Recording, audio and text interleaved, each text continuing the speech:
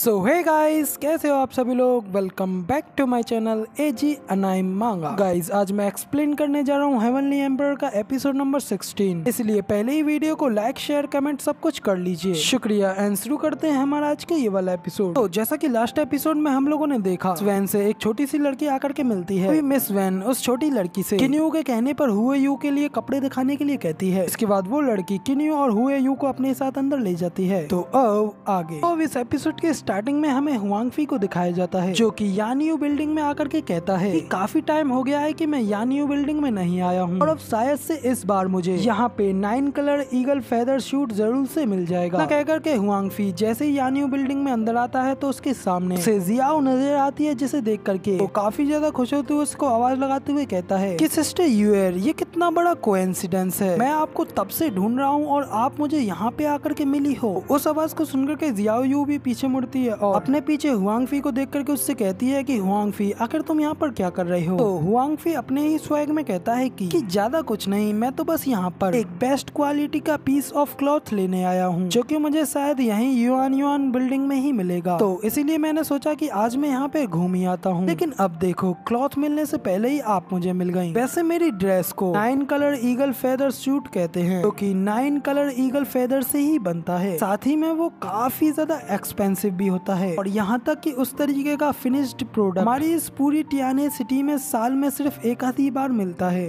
अब सिस्टर यूएर, आप जब यहाँ पे हैं ही, तो चलो क्यों ना हम दोनों मिल करके उसको ढूंढते हैं। तो इधर हुआंगफी के इतना कहते ही सिस्टर यूएर उसको साफ साफ मना कर देती हैं। अभी दूसरी ओर उन लोगों को छत के ऊपर से काफी सारे लोगों की हैरान होती हुई आवाजें सुनाई देती हैं। तभी हुआंगफी भी कहता है कि आखिर ऊपर इतना ज्यादा शोर क्यों हो रहा है। इधर दूसरी ओर ऊपर की साइड सभी लोग एक लड़की की खूबसूरत सी ड्रेस को देख करके हैरान होते हुए कह रहे होते हैं कि देखो देखो, ये तो 9 कलर ईगल फेदर शूट है। दूसरी ओर किन्यू भी कहता है कि हाँ, ये तुम्हारे ऊपर कुछ सूट कर रहा है। तो किन्यू ये सब किसी और से नहीं बल्कि रुओ यू से कह रहा होता है। अभी किन्यू के इतना कहने के बाद हम लोगों को रुओ यू को दिखाया जाता है, जो कि भाई सच में देखने में काफी ज्यादा प्यारी लग रही होती है, जिसे देख करके हुआंगफी भी शर्माते हुए अपने मन में कहता है कि ये तो सच में काफी ज्यादा ब्यूटीफुल लड़की है। जबकि जियाओ यू भी उसे देख कहती है अनएक्सपेक्टेडली इस लड़की के कपड़े चेंज होते ही ये सच में काफी ज्यादा ब्यूटीफुल लग रही है। फिर प्रिंसेस जियाओ यू किन्यू के ऊपर चिल्लाते हुए उससे कहती है कि ये तो बिल्कुल रॉन्ग है, तुम आखिर इतनी जल्दी कैसे आ गए। किन्यू कहता है कि ये सिर्फ और सिर्फ कपड़े ही तो थे, इसमें इतनी जल्दी क्या होता है। फिर किन्यू को भी साथ में देख करके हुआंगफी तो ऑलरेडी काफी ज्यादा गुस्सा हो गया होता है और किन्यू के ऊपर चिल्लाते हुए कहता है कि ये तो वही ड्रेस है जिसे कि मैं भी खरीदना चाहता था। फिर हुआंगफी जल्दी से किन्यू की ओर आगे बढ़ते हुए उससे कहता है कि हे, मैंने इस ड्रेस को पहले देखा था। तो किन्यू कहता है कि अच्छा, तुम्हारे कहने का ये मतलब है कि मैंने तुम्हारी पसंद की चीज को तुमसे छीन लिया। हुआंगफी गुस्से में कहता है कि हाँ, तुम बिल्कुल सही कह रहे हो। तो किन्यू कहता है कि अब ये तुम्हारे ऊपर डिपेंड करता है, आखिर मैं अब इसके बारे में क्या करूँ। तो हुआंगफी गुस्से में कहता है कि ये तो नेचुरली है, तुम इस ड्रेस को मुझको ट्रांसफर कर दो और इसके बदले में अपना ऑफर बताओ, ताकि तुम्हें ऐसा न लगे कि मैं तुम्हें बुली कर रहा हूँ। किन्यू हंसते हुए कहता है कि तो फिर ठीक है, मैं तुम्हें अपना ऑफर बताता हूँ। इतना कहकर किन्यू उससे उसके पूरे एंटायर रिफाइनिंग सेक्ट की मांग करता है। तो किन्यू की ये बात सुन करके जियाओ यू भी अपने मन में हंसते हुए कहती है कि क्या ये लड़का फिर से हुआंगफी को गुस्सा दिलाने की कोशिश कर रहा है। दूसरी ओर हुआंगफी किन्यू की ये बात सुनकर के काफी ज्यादा गुस्से में आ जाता है और उससे गालियां बकते हुए उसका गलेमान पकड़ करके उससे कहता है, क्या तुम सच में मेरे साथ मजाक करने की कोशिश कर रहे हो। तो इधर हुआंगफी को किन्यू का गलेमान पकड़ते हुए देख करके रुओ यू भी थोड़ी घबरा जाती है, जिसे देख करके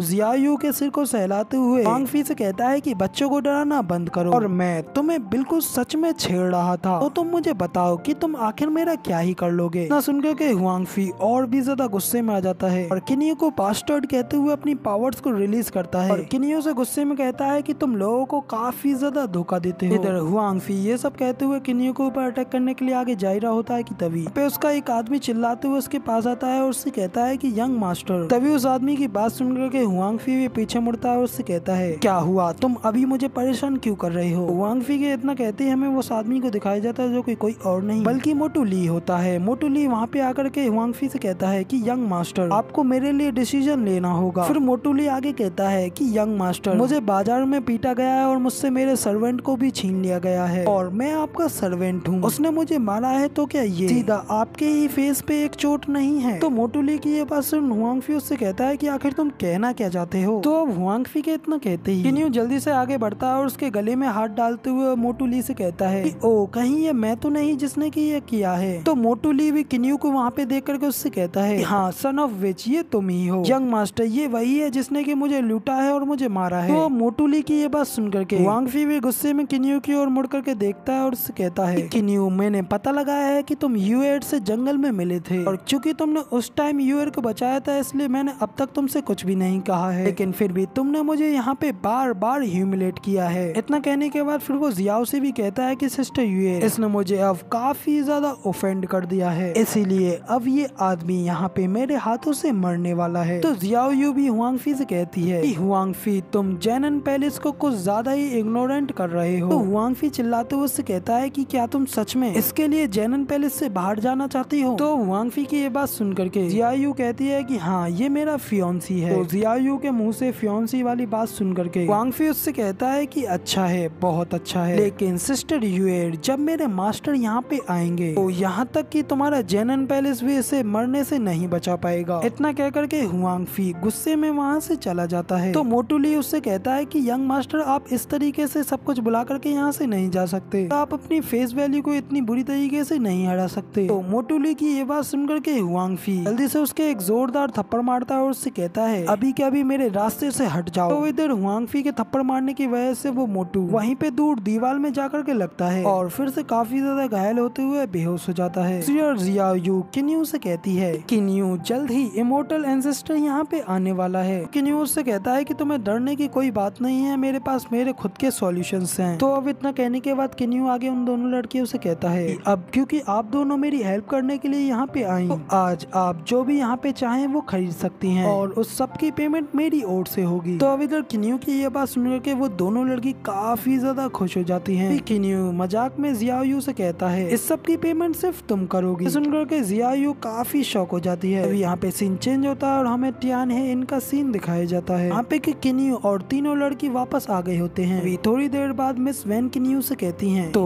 अब वक्त आ गया है कि हम लोग अपने अपने रास्ते पर चले जाएं। अभी जियाओ यू भी किन्यू के पास जाकर के उससे कहती है कि तुम इस लड़की के लिए कुछ भी गलत इंटेंशन अपने मन में मत लाना। तो किन्यू रुओ यू के सिर पे हाथ रखते हुए जियाओ यू से कहता है कि क्या तुमने सच में मुझे इस तरीके का पर्सन समझा है। जियाओ भी वहाँ से मुड़ते हुए से कहती है कि हाँ मैंने बिल्कुल ऐसा ही समझा है। फिर इतना कह करके जियाओ यू वहाँ से चली जाती है। अभी अगले सीन में हमें अंदर रूम का सीन दिखाया जाता है जहाँ पे कि किन्यू और रुओ यू दोनों ही होते हैं। और फिर बाद में रुओ यू किन्यू से कहती है आखिर तुमने मुझे उससे क्यों खरीदा। तो किन्यू भी उससे कहता है कि इस जीवन में कई सारे अलग अलग लोग होते हैं और तुम्हें बस ये जानने की जरूरत है कि ह्यूमंस अभी भी काफी सारे अच्छे होते हैं। इतना कहकर के किन्यू वहाँ उस रूम से बाहर जाते हुए रुओ यू से कहते जाता है कि तो फिर ठीक है तुम अब आराम करो, मैं तुम्हारे बगल वाले रूम में जा रहा हूँ। इतना कहकर के किन्यू दूसरे रूम में आ जाता है और फिर रूम में आ जाने के बाद किन्यू अपने मन में कहता है अब बस कुछ टाइम का इंतजार करना रह गया है, अब जी रुओ यू अपने डीमन ब्लड को अवेकन कर लेगी। तो इधर किन्यू के इतना सोचने के बाद हमें रुओ यू को भी दिखाया जाता है कि अभी भी अपने रूम में अपने बेड के ऊपर बैठी हुई होती है। अभी अचानक से उसकी आंखों में एक रेड कलर का ऑरा रिलीज होने लगता है। लेकिन इसी के साथ हमारा ये वाला एपिसोड यहाँ पे खत्म हो जाता है। तो फिलहाल के लिए वीडियो पसंद आई हो तो यार एक लाइक कर देना, साथ ही कमेंट करके बताना कि आपको हमारा ये वाला वीडियो का एक्सप्लेनेशन कैसा लगा। और ऐसी ही अमेजिंग वीडियोस को देखने के लिए मेरे इस चैनल को सब्सक्राइब करना बिल्कुल मत भूलना। इसके बाद मैं मिलता हूँ अगली वीडियो में, तब तक के लिए टाटा बाय बाय, फिर मिलते हैं।